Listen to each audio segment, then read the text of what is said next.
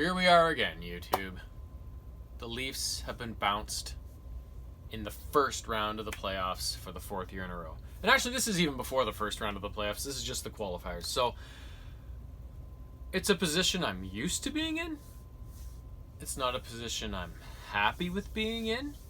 But last night's game was just kind of a culmination of that entire series. It just spoke to the whole kind of way it went the entire time. They couldn't seem to buy a goal last night, and they, in the end, they didn't. They got shut out again.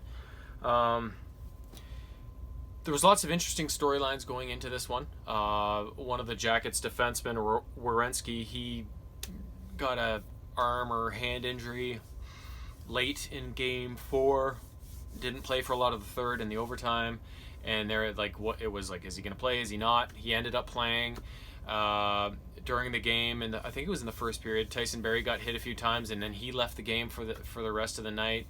So the Leafs were down to 5 D-men, and they were all already missing Muzzin. So, you know, it was all these things were happening, and then there was the whole how's each team going to come out in this game 5 after those two games 3 and 4, that took place within 24 hours and saw each team come back on the other. The Leafs doing it in spectacular fashion. You know, were they going to be able to reset and all that stuff, right? So there's lots of question marks. There was lots of stuff going on. And unfortunately, it all came down really to just one goal. The first goal that was scored in the first period was it was Werenski, unfortunately.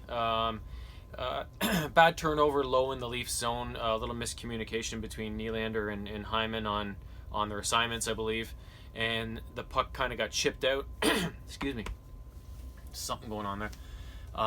Chipped out down the boards in an attempt to get it up to the winger who wasn't there, and Werenski just fired it on net, and Tyson Barrie was covering one of the Columbus forwards as they were kind of cruising past the crease, and it just hit Barry's glove and totally redirected on Fred. He was sliding across to the right to make the stop, and it just was like bang. You know, those are the ones that's just bad luck, and there's nothing the goalie can do about that because they are not quite superhuman yet at this point. And after they went down 1-0, I wasn't too worried because that was still very early in the game, and I was like, you know what, Sheldon Keefe he'd loaded up the top line with Marner, Matthews, and Tavares, and he played them together a lot of the game, and they were creating tons of chances. Tavares even hit a post not long after that first goal, and I'm sure it's gnawing at him today when he hit that post. And then later on in the game, Mikheyev made a tip and hit a crossbar. Like, the Leafs really honestly just couldn't seem to buy a goal last night. And it is also kind of their own fault, because as good as that top line was, as many chances as they generated, it was obvious that it was having a hard time going in for them. None of the other guys did anything. The bottom 3 lines were really quite ineffective last night. The fourth line that had been so good finally had gotten bottled up in their own end quite a bit last night. And the rest of the lines, the Kerfoot line had here and there a bit of jump and a bit of chances here and there, but overall, they got no secondary scoring from their lower lines almost throughout the entire series. It was, you know, a lot of it was left up to the big guys, and you know, they got their share, but not enough to win the series, right? So it was just one of those games that the longer it went, at first when they were down 1-0 early in the first, I was like, okay, they got all game to chip away at this and get one, and then go from there. And the longer the game went and they couldn't get one, it was like, oh shit, I don't like where this is headed, right? So, and then I think it was, I don't remember if it was the second or early in the third, but the Leafs made a bad line change, and without realizing that there was a couple of Jackets already heading into the Leafs zone when they were changing, and the puck was rung around the boards, and it came over to the right side, and Foodie was just sitting there with this free gift of a puck, right? And he was like, oh, okay. So he kind of Excuse me, I'm so tired today. Probably because I'm all wound up from the game still. I stayed up late after that because I couldn't get to sleep because I was so mad. But it was rung around the boards, and Foodie got it on the right wing, and he just had it down kind of by the goal line. And there was two other jackets coming in, and Marinson, the lone Leaf defender that was left, is like, oh God, what do I do here? Like, so he kind of stuck close to Fred to kind of try and block a pass out to the slot and make Foodie take a low percentage shot, which he did. And unfortunately it went in. So it got, I don't know if it got in between Fred's blocker and his body and then bounced through, or if it was through his legs. It looks like it might have been through his legs, but it was just like they were saying, like Anderson didn't expect to, look up and see, oh, all of a sudden there's three jackets in the zone when we're doing a line change. They don't think he was quite set and prepared for that shot. And Marinson also was kind of like, what the hell is going on here, right? And was a little unsure of what to do. And I thought it was good because they forced Marinson, at least kind of forced him into taking the low percentage shot, but Fred must have not been ready or read it wrong or whatever, and it went in. But so it was 2-0, and then the Leafs late in the game again pulled the goalie. Tried to do what they did a couple nights before, but it didn't work. They got scored on. They lost 3-0, another shutout loss. So, what does that mean moving forward? Because there's been lots of talk about all of this, and this is now 4 years in a row where the Leafs, with this new look team, have failed to get out of the first round.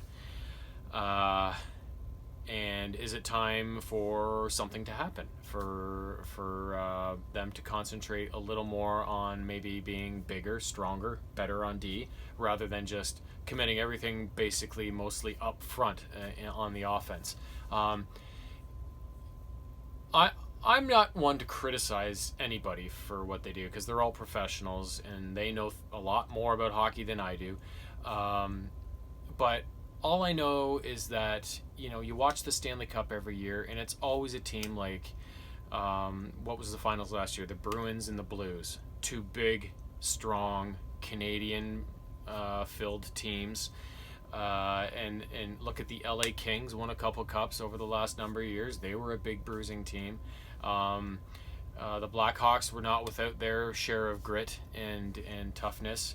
And all these teams had great team defense. So, is it time for a change? I believe it is. I don't want them to blow this team up or anything, but they need to make a significant investment in the blue line. They've got Marner and Matthews locked up for quite a while. They've got Tavares. And then they've got a number of other young forwards that are signed at okay contracts and that may be coming due for more. They'll need to work around that and maybe get some young, cheaper blood in and turn some of these forwards over. But they've got lots of forwards they can do that with. And they're saying the most likely candidate is to get rid of Nylander, and I would have to agree with that. Last night, the game he had was just an example of playoff Nylander, in my opinion. He did get a couple goals in the series, but last night in an elimination game, it's kind of unfair in a way because they switched him to center because they put Tavares, Matthews, and Marner together, so they needed to move things around a bit. And he just got mixed up in his coverages. But more so than that, it's his timidness when the going gets tough and the play gets really physical. You saw him back off some loose pucks that he was chasing after in the Columbus end because he didn't want to get hit. And when he did have possession of the puck and he saw somebody coming, he would kind of cough it up and make a weak play that resulted in a turnover or a lost opportunity, that sort of thing. So I like his flashiness and his offensive flair as a player, but this is a team that has too much of that and not enough of what you need to do on the opposite side of the puck to be successful. So if they could flip him for, and maybe somebody else for a really good defenseman or something like that, like I think it is time to address both the defensive side of the Leafs game and the toughness. They got Kyle Clifford, which is great, but he only plays fourth line minutes. He plays 5-7 minutes a game sort of thing. They need that prototypical, even 2 or 3 of them, power forward type players. And I'm not talking like they had JVR, who they called a power forward, but he didn't have a mean streak. He was big, he had great hands, and he was hard to move off the puck. But I'm talking back in the day like a Wendell Clark, a Rick Tocchet, those sorts of guys, a Cam Neely. It's amazing. If I was a young hockey player right now, growing up, I would concentrate on becoming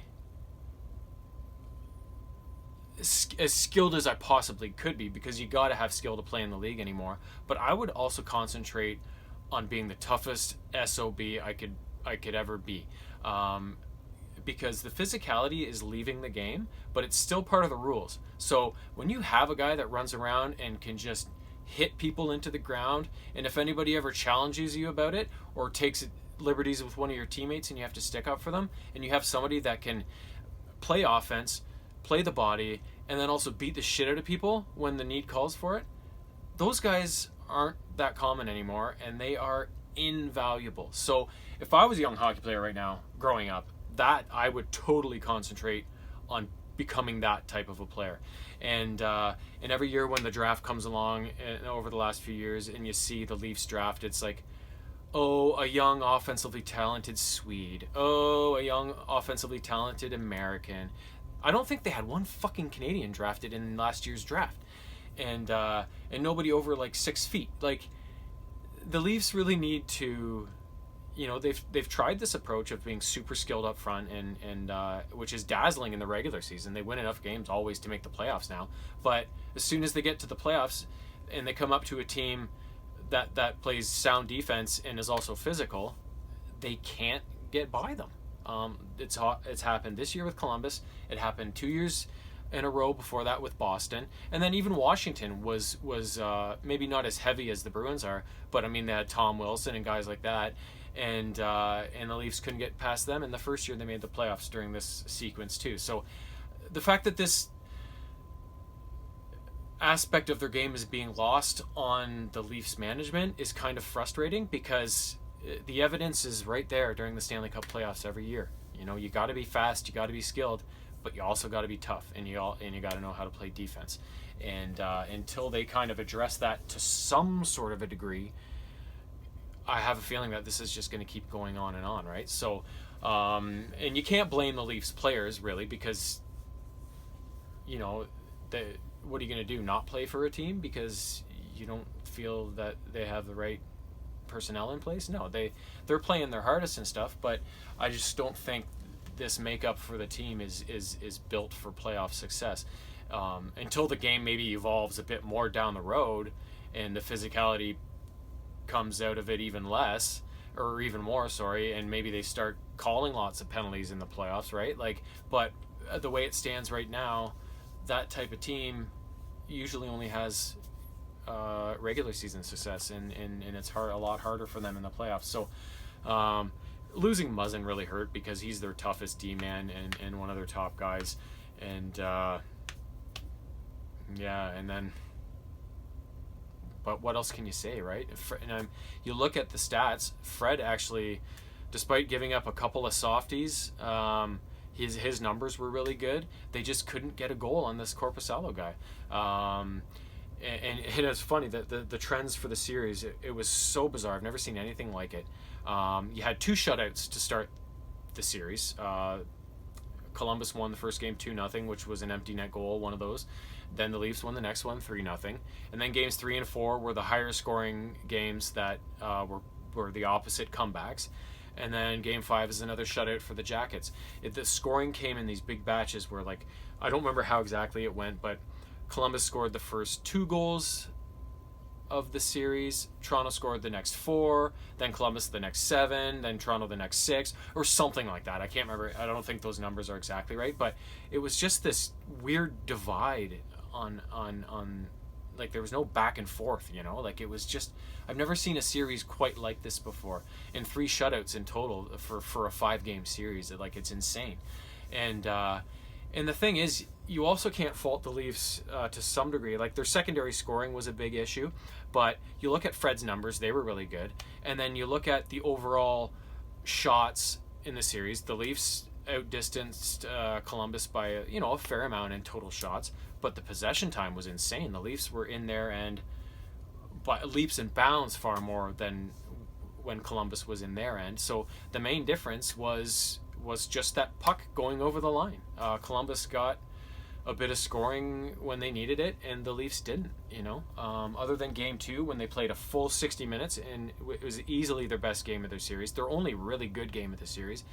And then in Game 4 when they just had that 3-minute span in the third when they pulled the goalie and got those goals at will, basically, to send it to overtime and eventually get the win. Like, other than that, it was just they couldn't get the puck to cross the line, even if they were playing fantastic and they were getting lots of chances, right? So there is lots of uncertainty, I think, in Leafland right now about everything, but either way, it was a really close series, and I think overall Toronto was the better team. They just, I guess they just got out-dueled on the defensive end of things. So I actually don't think their defense was that bad in this series. Based on the stats, they were actually kind of better. It really was just the goals against was the only difference in that defensive category that kind of turned the tables. So yeah, it's kind of a hard one to wrap your head around. It was a really weird series. I've never quite seen anything like it, and I just hope that God, whatever happens over the off season, they can try and address something here, because I really don't think this approach is going to work. So I love my Leafs. I love watching them, but it's a harsh reminder every year when they're out in the first round that they've got to do something about this. So now, and the other storyline was that Andreas Johnsson was in the lineup for the Leafs last night in place of Nick Robertson. I didn't think we'd be seeing him again this year. He hadn't played since mid-February when he took a real nasty knee injury and he wasn't supposed to be back, but he was ready and he played a fairly good game for not having played an NHL game since February. I thought it took him a while to get into it, but once he had a really good chance to score, and he got robbed on kind of a chance right in front, and he was one of the guys that when he did have the energy, he showed some get up and go with some strong skating there, and so at least that's good. He's healthy again, and he'll be able to get going right away when the next season comes. So, which I think starts in December after the Stanley Cup is awarded, which is probably going to be in, what is it, August? It's sometime in October. So that's the thing. We're gonna have less of a wait between the Stanley Cup being awarded and the start of the regular season because of this whole delay in playing hockey in August sort of thing. So that's nice.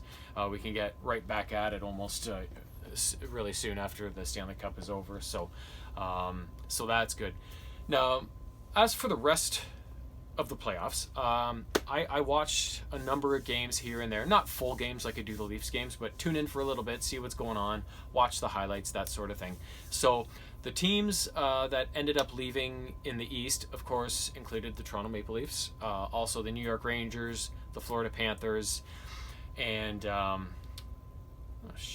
was the last one? And the Pittsburgh Penguins. So those 4 teams are now packed, gone home. And in the West, it was, the Edmonton Oilers, the Minnesota Wild, Nashville Predators, and who was the other team that left? Edmonton, Nashville, Minnesota. Did I say that? Yeah, Minnesota and Edmonton, Minnesota, Nashville. Who did Colorado play? Oh, they were one of the top seeds. The Winnipeg Jets, yes. So the Jets, the Oilers, the Preds, and the Minnesota Wild are all gone from the West. So those 8 teams that now go home after losing their qualifier round matchups and not technically making the regular start of the playoffs, they all go home, and they are now in the mix for the draft lottery, which happens actually today, I believe. So they have a shot. You know how they do the draft lottery every year, and each, depending on where you finish towards the bottom of the league, the better your chances of landing that first draft pick, and they do the whole ball rolling thing and that sort of thing. So all 8 of those teams that lost their qualifiers are now into the mix to to potentially grab that number 1 pick. So that's kind of the only silver lining right now for any of these teams, especially my Leafs, for getting that number 1 pick, right? So, and they were talking last night, like, well, what does it matter if the Leafs get the number 1 picks, because it's going to be that Lafreniere guy, who's just another skilled forward. And it's like, well, who cares? Get him and then flip him for a friggin' defenseman or something, right? Or develop him and put him into your lineup eventually and flip one of your big forwards right now for a defenseman, right? So you can't have too many good players in your system at any position, because you can use them all as bait to get what you do need, right? So fingers crossed that the Leafs somehow shit hook the number 1 pick. I know it's probably not going to happen, but there's until I see the results, there's still a little bit of hope, right? So that being said, those 8 teams going home, we are now starting where the playoffs would regularly start, in the first of 4 rounds that all go 7 games max. So let's have a look at the matchups that we will see in the first round going forward. In the Eastern Conference, the Philadelphia Flyers will be taking on the Montreal Canadiens, somehow. The Tampa Bay Lightning will be squaring off against the Columbus Blue Jackets, unfortunately. In a classic Patrick Division rivalry, we'll see the Capitals square off against the Islanders, while the Boston Bruins will entertain the Carolina Hurricanes. Over in the Western Conference, we'll see the Dallas Stars take on the Calgary Flames. Reigning Cup champs, the St. Louis Blues, will face the Vancouver Canucks. The Vegas Golden Knights will face the high-flying Blackhawks from Chicago. And finally, the Colorado Avalanche will take on the surprising Arizona Coyotes. There's not too many teams I like left in the playoffs right now, especially in the East, because they're all Leaf rivals and I hate most of them. But in the East, the team that intrigues me the most right now is Carolina.